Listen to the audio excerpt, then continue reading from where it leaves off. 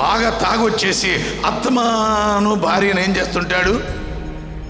సులువుగా ఉండేది భార్య కదా, ఆత్మ అనేది తాగొచ్చి ఆ భార్యను ఏది ఉంటే అది పెట్టి కొట్టేస్తూ ఉంటారు, అవునా? లేకపోతే ఒక్కొక్కటి టక్క టక్క అని కాళ్ళు ఉన్నాయని తన్నేస్తూ ఉంటాడు. మనం చూడమా, చాలామందిని చూస్తూ ఉంటాం. అంటే సులువైన భార్యను ఆమె ఏమీ అనలేదని ఆ భర్త ఆ బయటికి వెళ్ళి వచ్చి తాగి స్నేహితులతో ఆ భార్యను చాలా హింసిస్తూ ఉంటాడు. ఎంతకాలం ఓర్పు పడతారు? కొంతమంది స్త్రీలు ఓర్పుతో ఉంటారు. పోయిన 2 సంవత్సరాలు 3 సంవత్సరాల క్రితం మీరు కూడా విన్నారు, టీవీలో కూడా చూపించారు. ఆమె పచ్చడి రుబ్బుకుంటుందంట. ఎవరామె? భార్య. పచ్చడి రుబ్బుకుంటే తాగి వచ్చి ఏం చేశాడు? ఆ భార్య అంటే బాగా సులువు అంట. ఆ సులువు రోజు తంతున్నాడంట, రోజు కొడుతున్నాడు. ఎన్ని సంవత్సరాల నుంచి ఓర్పు పట్టిందో ఆ తల్లి. ఓర్పు పట్టింది కనుక వాడు ఇంకా ఎక్కువైపోయాడు.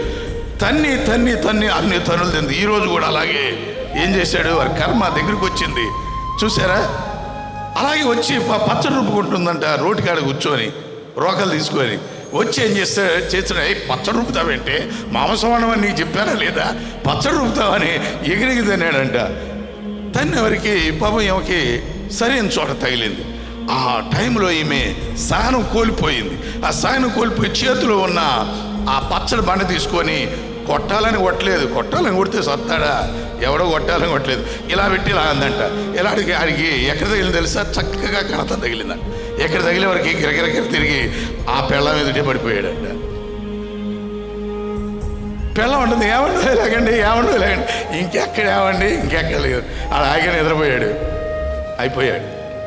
మొన్న ఈ మధ్య రామానగరం కూడా ఒకడు ఇప్పుడు భార్యను కొట్టాడంట. మన ఇక్కడే పక్కనే భార్యను కొట్టాడంట.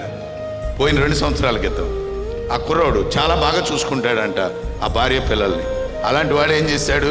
ఎవడో స్నేహితులు వెనకాల వెళ్ళి ఆ రోజు మందు దాకొచ్చి ఆ భార్యను ఏదో అందని ఇప్పుడు దాకా ఎక్కడికి వెళ్ళాను అని అడిగిందని ఇక్కడ పెట్టి కొట్టేవాడు ఇక్కడ కొట్టాడంట.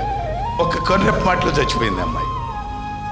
చూడండి, మనిషి యొక్క ఆయుష్ ఏ పాటిది ఒక్కసారి మీరు గమనించాలి.